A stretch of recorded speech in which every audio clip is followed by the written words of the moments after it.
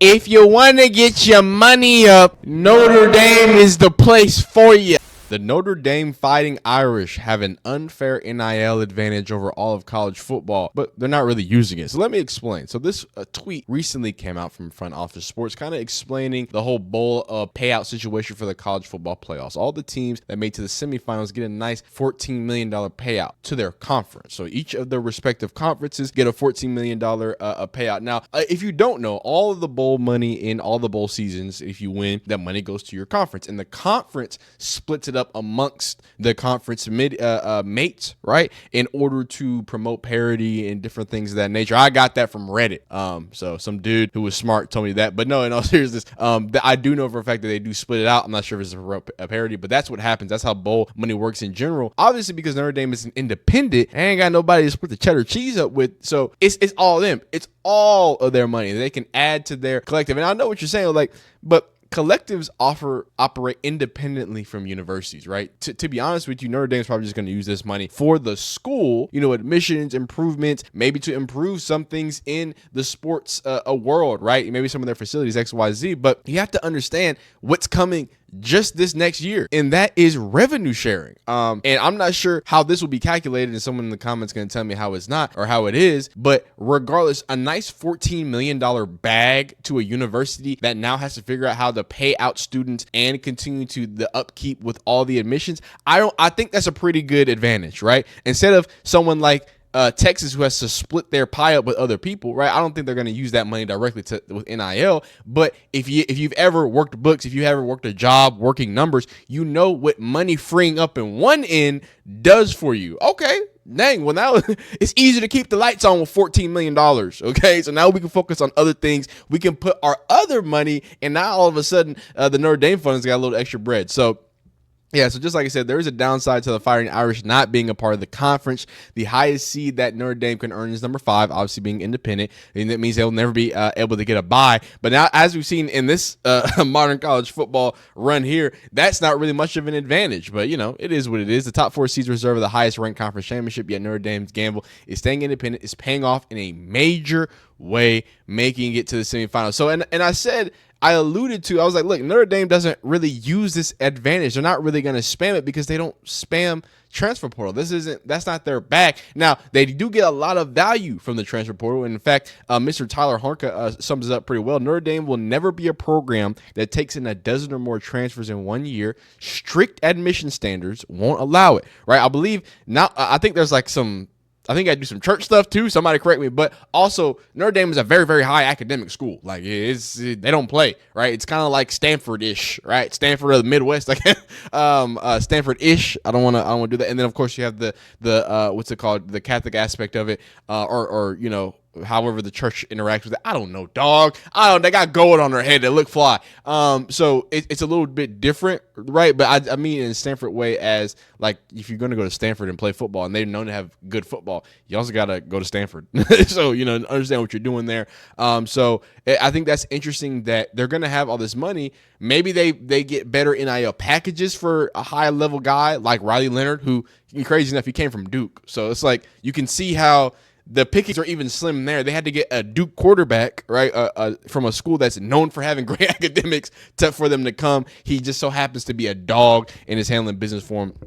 7 of the 8 offseason portal pickups made at least one crucial play in the Sugar Bowl, though. So here we go. You got R.J. Oben, Riley Leonard. Everybody knows who that is. Chris Mitchell, I believe. He was the one who took that kick return back, if I'm not incorrect. You got Jordan Clark, and then these are some transfers out. And then you got Bo Collins, who made some plays as well. And then Jaden Harrison, just to name a few from the transfer portal. That was from last year. And here's, Marcus Freeman kind of confirming that not only are they going to continue their ways of, whether it be the limits, whether it be just the way that they view things when it comes to the transfer portal. But hey, man, they said that we good in the portal. Go ahead, Marcus.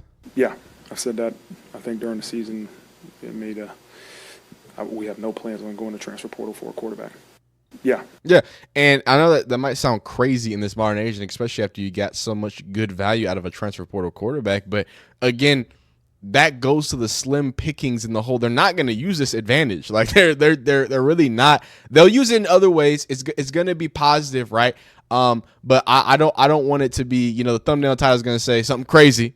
Hey, go ahead, leave a comment down below. Call me a stupid poo-poo head. But they do have a unfair NIL, what's it called? NIL advantage. They just are not probably going to use it in the same way, besides getting high-level players or paying super smart dudes that are good at football extra money to come play football at Notre Dame. So just to kind of branch off here, we're going to talk about the Notre Dame Fund Foundation. This is their NIL collective. Notre Dame's nonprofit NIL collective fund, Foundation One, co-founded by Brady Quinn, raised a whopping $20.5 million in 2023, according to tax return obtained by Sportico. Fund is closing at the end of this year. And I think, oh, wow. So it's closing in 2023. Oh, my goodness. Oh, wow. I didn't know this is closing down. So even crazier. I swear I read this different. So they're closing. This is not going to be different. So I guess that $14 million is going to work. Look, they'll be fine. They're going to have a brand new NIL collective to get this done. This is just crazy to think about that with all this going on. They bring in $20 million, one of the top NIL schools for this, but they just use it in a different way, in a different fashion. So after that, we're gonna listen to Marcus Freeman on his press conference, firstly talking about NIL and see if his opinions have changed coming down the line. Again, we're going to focus on the ones that decide to come here. Sorry, he's talking about transfer portal and NIL deal and how they relate to each other. Obviously, this is when he just announced. I believe this is first year, second year, and it's important. We filled needs that we needed, important roles, important guys that we needed here. Listen, we're all competitors. We want everyone. If we could take 30 kids, 40 kids, I'm sure we would. But at the end of the day, you have to continue to sell what you believe attracts young people here. And that they have to make the decision to come to Notre Dame for the right reasons. And if it's not the best place for them, we have to be okay with that and really make sure we're just bringing in the right kids. You can't worry about the ones you didn't get. More so, you have to be concerned about the ones that you are bringing in. And at the end of the day, that's what's important. And I felt like we brought in the exact guys we needed, and we're extremely happy with this class. How have you seen the NIL conversations develop over the past year, and how do you guys sort of handle presenting that information to recruits? Yeah, that's it's a topic of discussion. We continue to let the recruits know that you're going to be able to capitalize off name, image, and likeness at Notre Dame as good or better than anywhere else you're looking at. And we believe that, and we'll continue to sell that. And if that's important to you and that's what attracts you to Notre Dame, then this is the place to choose. You referenced the fact that the majority of this class was committed before the season ever began. How much do you think that helped them stick together, and maybe how much is that the template moving forward as well? Yeah, it's important. I think it's a lot harder to decommit than it is to commit, right? So we've always said that, like, listen, if the earlier you can get these guys committed to Notre Dame, I think the better chance you have to sign them. But you got to continue to make sure they understand the value of this place. And, with time comes other obstacles, right? Other thoughts into these recruits' minds and thought process. But, for them to continue to formulate a bond within each other, within this class is so important, because that's ultimately, I think, one of the most important factors into this decision is the bond they have with the other guys in their class, because that's never going to change. And I tell those guys that that's important. That's who you'll lean on when things get tough. And, those will be the guys that you'll be friends with and brothers with for the rest of your life. The ones that decide. Okay, so phenomenal salesman, Marcus Freeman. Phenomenal salesman. He said, if you want to get your money up, Notre Dame is the place for you, partner. And I'm not mad at it. I'm not mad at that. Obviously, he didn't say it in like that. You said it in a very head coach-esque way, and it was good to see, and it was elite to see. And I think it's great that he understands where he's at, right? And this was, let me get the year right, so we know. I believe he was signed in 2019, so this is 2 years ago. So yeah, I believe this is year one, or coming into year two.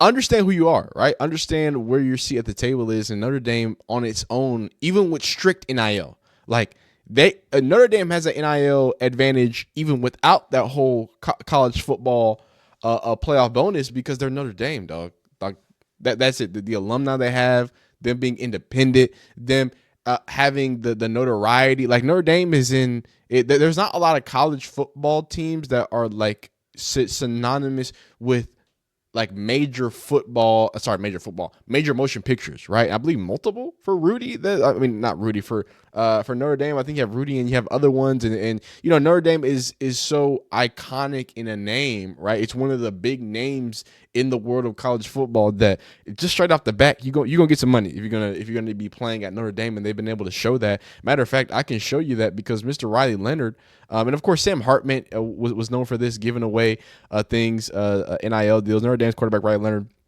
was set to sign a Dick's Sporting Goods deal. Instead, he's bringing his entire offensive line to the appearance on Friday and giving the NIL dollars to his teammates.